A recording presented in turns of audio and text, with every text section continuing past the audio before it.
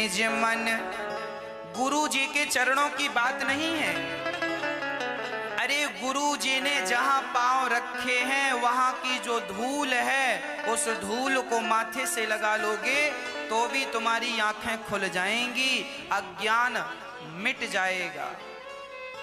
गुरुजनों में विश्वास होना चाहिए, श्रद्धा होना। आज लोग परेशान इसीलिए हैं क्योंकि उनका विश्वास 100% नहीं। ना तो भगवान में 100% विश्वास है, ना तो गुरु जी में 100% विश्वास। अरे गुरु पे विश्वास हो ना तो गुरु सिर पे हाथ रख दे तो गूंगा भी बोलने लग जाए, गुरु कृपा से।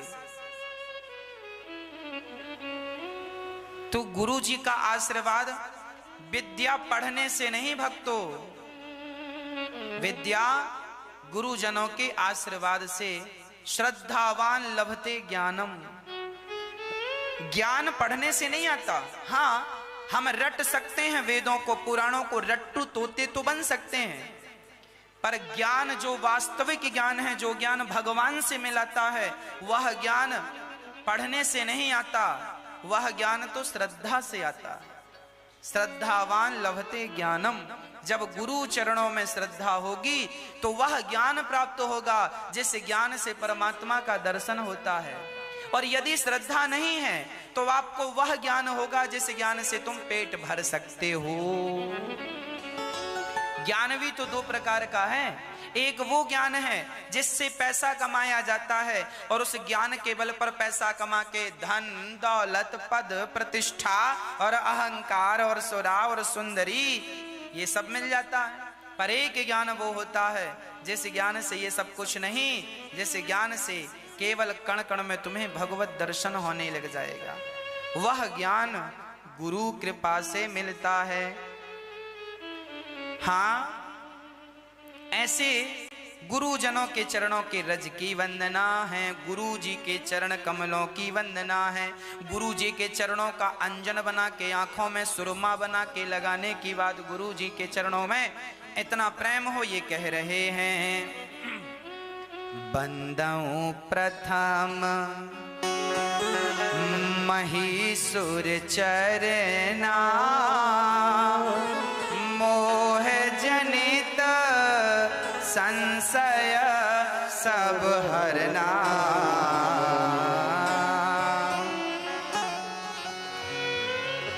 प्रथम वंदना किसको? ब्राह्मणों को, विप्रजनों को। आप सदा ब्राह्मणों का सम्मान किया करिए। ब्राह्मण का सम्मान क्यों? क्योंकि 4 वर्ण है, ब्राह्मण क्षत्रिय वैश्य शूद्र। चारों वर्ण वंदनीय है, चारों वर्ण सम्माननीय है। पर इन चारों वर्णों को एक सूत्र में बांधकर ज्ञान के धागे में पिरोके रखने वाला एक गुरु होता है, ब्राह्मण होता है। इसीलिए ब्राह्मण वही ब्राह्मण है जो यज्ञ कराते हैं।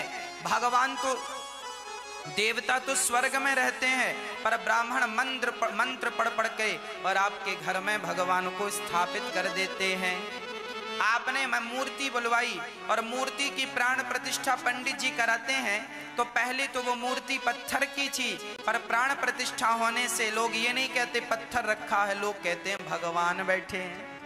तो प्राण प्रतिष्ठा ब्राह्मण में इतनी ताकत है कि वो भगवान को उठाकर वहां से अपने मंत्रों के द्वारा और मूर्ति में स्थापित कर देने की ताकत मंत्रों में है। वह मंत्र ब्राह्मण जानते हैं, इसीलिए ब्राह्मणों की वंदना। हाँ, ते मंत्रा ब्राह्मणाधीना। हाँ, तो ब्राह्मणों के अधीन ये मंत्र हैं, इसीलिए ऐसे विप्रजनों को प्रणाम। वाल्मीक नारद घट जोनी, निज निज मुखानी कहीं निज होनी।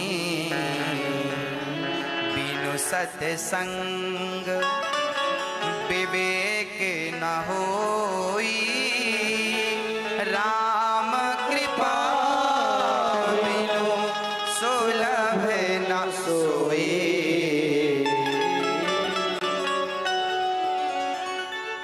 बिना सत्संग के विवेक नहीं होगा, इसीलिए विवेकशील व्यक्ति बनना है तो सत्संग कीजिए। कल एक सज्जन आए, चंडीगढ़ से आए। कल उन्होंने कहा, महाराज जी हम बहुत रास्ता भटक चुके थे, बिगड़ गए थे। कल उन्होंने आकर कहा, महाराज जी जब से हमने आपके वाणी से कथा सुनी है तब से हमारा परिवार जो बिखर गया था वो परिवार सुधर गया, हम सुधर गए, गंदी आदतों में चले गए थे, ठीक होके आ गए और हमारा व्यापार भी सुधर गया। अब हम अच्छा कमाने लगे, अच्छा काम। उन्होंने कहा, मैं इस बात का सबूत हूं कि भागवत सुनने से, भगवान की कथाएं सुनने से जीवन में कितना परिवर्तन होता है। आप लोग भी इस बात का सबूत हो सकते हैं। आपके काम धंधे चलें, इसलिए भी मैं आपको वह रास्ता बताता हूं। आज की जो युवा पीढ़ी है, जो बेरोजगार युवा बैठे हैं हमारे, हम इनको भी हाथ जोड़ जोड़ के यही कहते हैं, बेटा घर में बैठे से कोई काम नहीं होगा, मेहनत करो, मन लगाओ, काम में मन ना लगे तो भी कमाओ, काम करो और कोई काम छोटा नहीं होता, खूब कमाओ। जब सत्संग करेंगे तो व्यापार भी बढ़ेगा, परिवार भी बढ़ेगा, घर में सुख सुविधाएं अपने आप चलकर आएंगी। आपकी मेहनत तो हो, आप कर्मठ तो बने, आप आगे बढ़ें, हिम्मत ना हारें, हिम्मत ना हारिए और राम ना बिसारिए। राम को याद रख के हिम्मत से काम लो, सफलता आपके पीछे हो जाएगी, पीछे पीछे चलेगी। आज वही लोग परेशान हैं जो हाथ पर हाथ रख के घर में खटिया पर बैठे। चलो मेहनत करो, अच्छा सोचो, अपने आप को कामयाब बनाने के लिए अपना सिर का पसीना पांव तक ले जाओ। कैसे नहीं कामयाबी मिलेगी, कैसे नहीं मिलेगी। कोशिश करते रहो, सफलताएं निश्चित होंगी। एक बार मैं हार जाऊं फिर कोशिश करूं, कल फिर मेरे लिए अवसर है, मैं कल फिर प्रयास करूं। आज के दिन ने मुझे सफलता नहीं दी, कल सफलता का अवसर है, परसों सफलता का अवसर है। कोशिश करते रहिए, भगवान पर विश्वास रखिए। आपकी विश्वास और आपकी मेहनत को जमाना देखे ना देखे, आपके विश्वास और आपकी मेहनत को जिस दिन कन्हैया देख लिया ना, उस दिन दुनिया का सबसे सफल व्यक्ति बना करके आपको बिठाल देगा। करते रहिए प्रयास। हाँ, सठ सुधरहि सत्संगति पाई, पारस परस कुधात सुहाई। दुष्ट व्यक्ति सठ सुधरहि सत्संगति पाई। दुष्ट व्यक्ति भी सत्संग पाकर वैसे ही सुधर जाता है जैसे लोहा पारस मणि का स्पर्श करते ही लोहा सोना बन जाता है। 60 लोग सुधर जाते हैं सत्संग पाकर। बेडम्बना बेचारे खलों की है। खल, गोस्वामी जी ने खलों को भी प्रणाम किया। ये खल कौन है? जिनके दो ही काम हैं, खा से खाना, ला से लड़ना। खाएं और लड़ें, खल। इसमें एक बात और है, जिनका खाएं उन्हीं से लड़ें, खल है ना। माँ बाप का खाते हैं बच्चे और माँ बाप से ही लड़ते हैं। हा?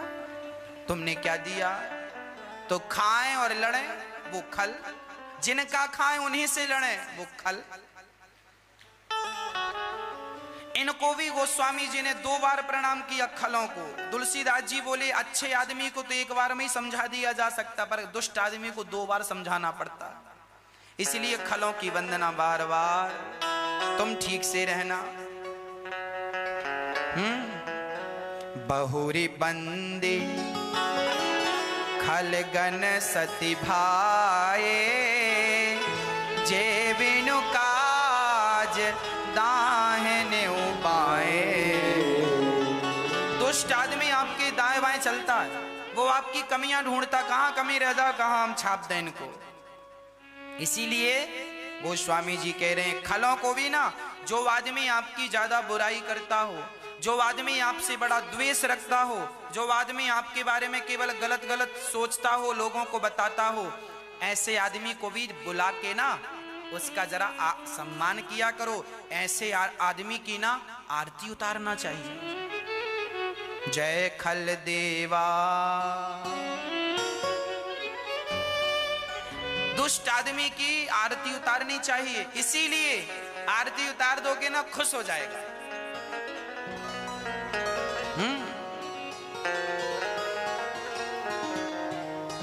ये प्रसन्न हो जाएंगे। इसीलिए दुष्ट आदमी की वंदना गोस्वामी जी ने की। ये समझदारी है, ये कूटनीति है। जो व्यक्ति आगे बढ़ता होगा ना, उसको कुछ लोग परेशान करने वाले होते हैं।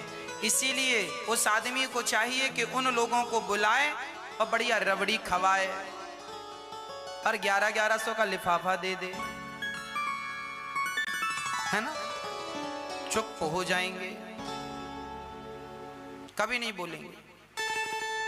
जब भी बोलेंगे फिर आपके लिए अच्छा बोलेंगे। हाँ जी, इसीलिए गोस्वामी जी प्रणाम कर रहे हैं बहुरी बंदे। इनको बहुत ज्यादा प्रणाम करने की जरूरत है। कई लोग ना झगड़ा करते, अच्छा तुम क्या बिगाड़ लोगे हमारा। अरे ना ना ना, ऐसी बातें ना किया करो। दुष्ट आदमी से झगड़ा ना करना, वो है ही दुष्ट, है ही। और तुम झगड़ा करके अपना गरम कर लोगे, वो आप जल्दी जल्दी में कुछ बोल जाओगे तो वही बात का बदंकड़ खड़ा हो जाएगा। इसने ऐसा कह दिया, ये कह दिया। हाँ जी,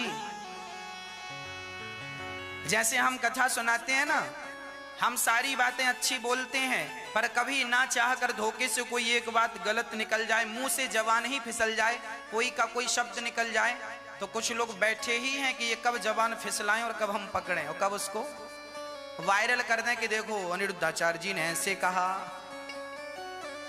इसीलिए आपको सावधान हमेशा रहना पड़ता है, हर वक्त सावधान रहने की जरूरत है। इसीलिए आपको जड़ चेतन गुण दोषमय विश्व कीन करतार, संत हंस गुण गाहि पया परिहरिवारी विकार। सब में कोई ना कोई दोष है। यदि आप दोषों से बचना चाहते हैं तो एक काम करें, जो भी आप कमाएं, जो भी आपके पास है, आप सबसे पहले उस वस्तु को भगवान को समर्पित कर दें। आपने आज सोना खरीदा, आज आपने साड़ी खरीदी, आज आपने नया घर खरीदा, आज आपने जमीन जायदाद खरीदी, आज आपने जो भी काम किया, आपको सफलता मिली, वो सारी चीजें पहले भगवान को सौंपनी चाहिए। हे नाथ, ये घर की चाबी आपकी, आपका ये घर, ये प्लॉट आपका, ये आपका, ये सब आपका, मैं आपका दास हूं, आपकी संपत्ति में मैं किराए से रहूंगा, मेरा नहीं है। संपत्ति सब रघुपति के आहे, सारी संपत्ति रघुनाथ जी की, और मैं तो भगवान की संपत्ति में किराएदार हूं। मैं कौन हूं? मालिक को ना नुकसान होता है, किराएदार का कोई नुकसान नहीं। बताओ, घर में आग लग गई, बताओ किसका नुकसान हुआ? किराएदार तो बाहर खड़ा हो जाएगा। अब घर जले किसका? मालिक का। अब तुम जलो, हम तो कल दूसरा किराए से ले लेंगे, हम तुम मरो। उसी प्रकार भगवान की संपत्ति देखो, भगवान को दे दो और अपने राम किराए से रहने लग जाओ। हम तो राम जी के घर में किराए से रह रहे हैं, हम तो राम जी की रोटियां खा रहे हैं साहब, हम तो अपना कुछ नहीं कमाते, राम जी खिलाते हैं, हम खाते हैं। हलवा खवाएं सो हलवा, चना खवाएं सो चना, बासी रोटी खवाएं सो बासी रोटी, 56 भोग खवाएं सो 56 भोग। जैसे राम जी रखें, जैसे रखें राम जी रहना चाहिए, और सीताराम सीताराम कहना चाहिए। जैसे राम जी रखें राम जी रह लो, और सीताराम सीताराम कह लो। राम जपो आराम मिलेगा, खाने को पकवान मिलेगा, सुबह नहीं तो शाम मिलेगा, मरने पर भगवान मिलेगा। बस राम जपो आराम मिलेगा। कोई काम ना बने तो राम नाम जपने लग जाओ। राम नाम जपो पर भाव कैसा रखो, सिए राम मैं सब जग जानी, कराहूं प्रणाम जोरे जोग पानी।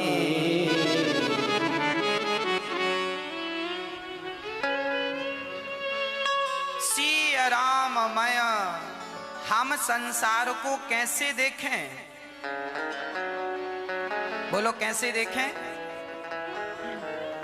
हम संसार को सिए राममय देखें। ये स्त्रियां सीता हैं और ये पुरुष राम हैं। सब में राम, सब में राम का दर्शन हो हम करें। सिए राममय। अच्छा बताओ, इस संसार में भगवान के सिवा क्या है? कहने को ये बातें हैं कि ये घड़ा है, ये सोना है, ये स्त्री है, ये पुरुष है, ये पेड़ है, ये हाथी है, ये चींटी है। कुछ नहीं है, सब में भगवान ही है। जैसे इस कपड़े में धागा के सिवा कुछ नहीं है, एक एक धागा निकालूं तो ना रुमाल रह जाएगा ना कपड़ा रह जाएगा। जैसे धागा ही कपड़ा बन के दिख रहा है, उसी प्रकार परमात्मा ही ये संसार के रूप में दिखाई पड़ रहा है। क्योंकि हमारी आंखों में अज्ञान की पट्टी लगी होने से हमें भगवान नजर नहीं आते, हमें भगवान में संसार नजर आता है। जबकि आना चाहिए संसार में भगवान नजर। आप बताओ, आपको घड़ा नजर आता है कि मिट्टी नजर आती है? बोलो क्या नजर आता? आप बाजार जाते हैं तो आप यही कह के जाते हैं ना, घड़ा लेने जा रहे हैं। और आप कुम्हार भाई से कहते भी हैं, भैया जरा घड़ा दिखाओ। आप ये थोड़ी कहते हैं मिट्टी दिखाओ। माँ ये कहकर थोड़ी भेजती है, जरा मिट्टी ले आना। माँ कहेगी घड़ा लेके आना, जबकि वो घड़ा नहीं है। अच्छा बताओ, उस घड़े में बताओ मिट्टी के सिवा क्या है? कुछ होए सो बताओ। जो घड़ा बाजार से आप लाए हैं 100 रुपए का, उस घड़े में बताओ मिट्टी के सिवा कुछ होए तो बताओ। उसका जो नीचे का हिस्सा है वो भी मिट्टी का, बाजू का हिस्सा, ऊपर जो उसकी है ना, वो सब काहे की है? मिट्टी। मिट्टी के सिवा कुछ नहीं है। पर हम व्यवहार जगत में क्या कह रहे हैं? घड़ा। जबकि घड़ा सत्य नहीं है। अच्छा रियल बताओ, यदि हम बात करें आध्यात्म की, तो बताओ ये घड़ा है कि माटी है? आप निर्णय करके जल्दी बताओ, क्या है सत्य? क्या है? घड़ा सत्य है कि माटी सत्य है? मिट्टी सत्य है, घड़ा सत्य नहीं है। घड़ा टूट जाएगा तो घड़ा नष्ट हो जाएगा, घड़े का आकार नष्ट होगा, पर मिट्टी तब भी रहेगी। और घड़ा बनने के पहले भी मिट्टी थी और मिट्टी ही घड़ा बनी। और घड़ा जब टूटेगा तो क्या रह जाएगी? मतलब घड़ा सत्य नहीं है, सत्य तो मिट्टी है। उसी प्रकार जैसे तुम्हें मिट्टी में घड़ा दिख रहा है, उसी प्रकार ये संसार संसार नहीं है, भगवान में ही संसार दिखाई पड़ रहा है। जैसे जैसे मिट्टी में घड़ा दिख रहा है, उसी प्रकार संसार में भगवान दिख रहा है। संसार कुछ नहीं होता, संसार है ही नहीं, अरे भगवान ही है। भगवान को ही तुम संसार कह रहे हो, जैसे मिट्टी को तुम घड़ा कह रहे हो। अज्ञान वश ये सब चल रहा है, हम अज्ञानी हैं। इसलिए गोस्वामी जी कह रहे हैं, ज्ञानी बन जाओ। सिए राममय सब जग जानी, कराहूं प्रणाम जोरी जोगे पानी। सिए राममय।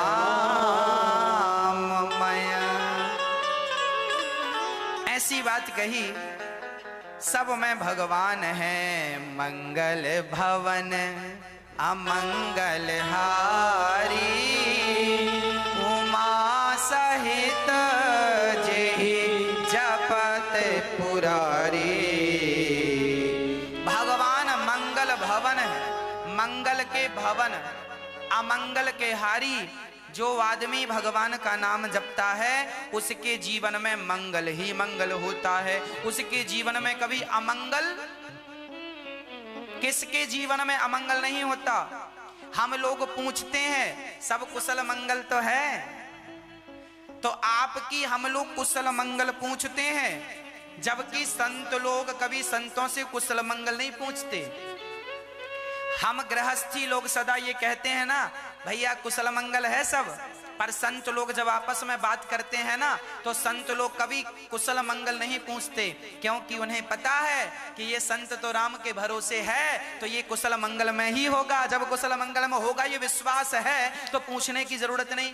अरे कुशल मंगल तो उनकी पूछी जाती है जिनके जीवन में कभी अमंगल होने की उम्मीद हो, अमंगल होने की गुंजाइश है, इसलिए पूछा जाता है। सब मंगल तो है, सब कुशल तो है, मतलब आपके जीवन में अमंगल होने की संभावनाएं हैं। और संत तो लंगोटिया है, भगवान के भरोसे हैं, फुटपाथ पे पड़े, उनका क्या अमंगल होगा। मंगल तुम्हारा होगा ना, अमंगल भी तुम्हारा होगा। संतों का तो मंगल ही मंगल है। मंगल भवन अमंगल हारी, उमा सहित जेहि जपत पुरारी। मंगल भवन। अब गोस्वामी तुलसीदास जी सबके वाल्मीकि जी के चरणों में वंदना करते हैं, चारों वेदों के चरणों में वंदना करते हैं, ब्रह्मा जी के चरणों की वंदना करते हैं, देवता ब्राह्मण संत ऋषि मुनि सबकी वंदना करते हैं। पार्वती को वंदना, दशरथ जी को वंदना, राम जी को वंदना, सीता माँ की वंदना, भरत जी की वंदना, शत्रुघ्न जी की वंदना, सबके चरणों की वंदना, भरत जी की वंदना, शत्रुघ्न जी और लक्ष्मण जी के चरणों की वंदना, राम जी के चरणों की वंदना, अयोध्या के चरणों की वंदना, अयोध्या को वंदना, तीनों रानियों माँ कौशल्या, माँ कैकेयी, माँ सुमित्रा के चरणों की वंदना, सरयू माँ की वंदना, गोस्वामी तुलसीदास जी सबकी वंदना करते हैं, हनुमान जी की वंदना। भगवान पर विश्वास, मैं अपराधी, माना कि ये दास अनिरुद्ध अपराधी है, पर मैं विश्वास से भगवान के चरण पकड़ूंगा तो मेरे अपराधों को भगवान भूल जाएंगे, मेरे अपराधों की तरफ नहीं देखेंगे। विश्वास से चरण पकड़िएगा। विभीषण, विभीषण क्या थे? रावण ने सीता को चुराया, हरण किया, तो विभीषण ने रावण की पत्नी, जब रावण मरा तो मंदोदरी को पत्नी बना के विभीषण ने रखा था। जग जाहिर है ये बातें, लिखा है। सोई कर तूती विभीषण केरी, सपने हूँ सोना राम ही हेरी। पर ये लोग भगवान से जुड़े होने के कारण भगवान के चरणों को पकड़ लिया और ये अपराध किया। अच्छा, यहां आप ये ना समझना कि सुग्रीव गलत थे या विभीषण जी गलत थे ना, मैं तो शास्त्रों की बातें बता रहा हूं। पर सच्चाई तो यह है कि जो रावण की पत्नी मंदोदरी थी ये पंचकन्या थी, और जो बाली की पत्नी तारा थी ये भी पंचकन्याओं में एक थी। 5 पंचकन्याएं हैं, है ना, जिनमें द्रौपदी, कुंती, अहिल्या, तारा और मंदोदरी। कुंती, द्रौपदी, अहिल्या, मंदोदरी और तारा, टोटल 5 हो गई। ये पांचों पंचकन्याएं, 5 यही है सरकार, 5 पंचकन्याएं हैं ये। पंचकन्याओं का अर्थ ये होता है, जैसे रावण की पत्नी माता मंदोदरी जो थी ना, ये मंदोदरी पंचकन्याओं में एक कन्या है। पंचकन्याओं का अर्थ ये होता है कि ये जब चाहें अपने आप को कुंवारी कन्या बना सकती हैं, अपने बल से, इनके पास पावर है। इनने पहले, ये रावण की पत्नी थी मंदोदरी, रावण की पत्नी, जब रावण मरा तो मंदोदरी ने फिर अपने आप को कुंवारी कर लिया। क्या कर लिया? कुंवारी। तो कुंवारी कर लिया तो स्वाभाविक है कुंवारी बच्ची का, कुंवारी लड़की का फिर विवाह हो सकता। तो इस हिसाब से विभीषण ने विवाह कर लिया। अच्छा, तारा की सिंह भी यही सिद्धांत था कि वो तारा वो भी पंचकन्याओं में एक थी। जब बाली मरा तो वो अपने आप को फिर कुंवारी उसने कर लिया, तो फिर वो सुग्रीव से विवाह कर सकती है। जैसे माता द्रौपदी जी जब अपने एक पति से दूसरे पति के पास जाती थी, 5 पति थे ना द्रौपदी के, 5 पांडव। हर पांडवों का एक समय निश्चित था कि एक दो गुरुजन बताते हैं, महीने का भी मुझे वो स्मरण नहीं कितने महीना, पर आप अंदाज मेरा सुनिए। 4 माना कि 4-4 महीने का हिसाब था। 4 महीना द्रौपदी इनके पास रहेगी, युधिष्ठिर के पास, 4 महीना अर्जुन के पास, 4 महीना युधिष्ठिर, 4 महीना नकुल सहदेव। तो जब द्रौपदी एक पति से दूसरे पति के पास जाती थी तो कुंवारी होके जाती थी। अब यदि आप अपने आप को कुंवारी कर सको, ये ताकत आपके अंदर है। लोग कहते हैं ना कि द्रौपदी ने तो 5 पति किए, तो वो तो पंचकन्याएं हैं, तुम ऐसी हो तो तुम भी कर लो। यदि तुम्हारे अंदर अपने आप को कुंवारी करने की शक्ति, ये सामान्य स्त्रियां नहीं हैं। जैसे अहिल्या भी पंचकन्या, जब चाहे अपने आप को कुंवारी कर सकती हैं।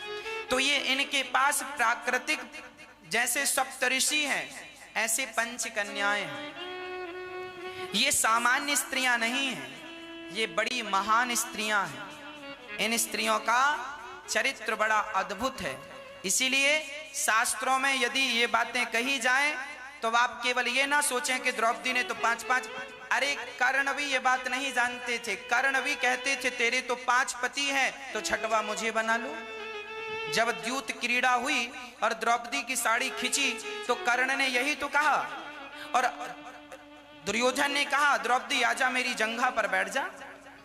इन लोगों को पता नहीं था कि द्रौपदी कौन है। द्रौपदी का जन्म हमारे और आपकी तरह नहीं हुआ।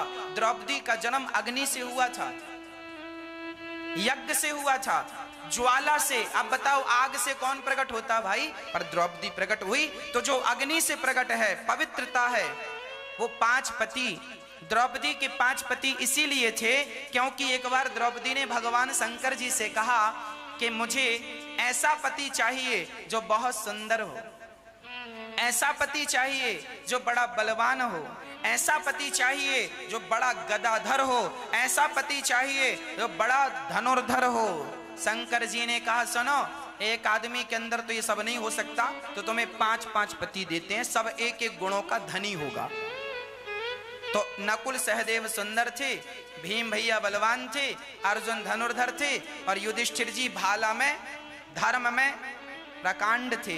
तो 5 पति। तो यहाँ पर गोस्वामी जी लिख रहे हैं कि भगवान अपने भक्त का कभी अवगुण नहीं देखते। कितना भी बड़ा अपराधी हो पर उसका अवगुण कभी नहीं देखते। तो तारा और माता रावण की पत्नी मंदोदरी के लिए आप ये ना सोचें कि उन्होंने अपने पति के मरने पर सुग्रीव और विभीषण से विवाह कर लिया, क्योंकि वो पंचकन्याएं थी। पर सिद्धांत जगत में तो कहा जा रहा है ना कि देखो अपराध तो देखो है, सुग्रीव का अपराध है, बाली का अपराध है, तारा और उनका अपराध नहीं है, स्त्रियों का, इनका अपराध है।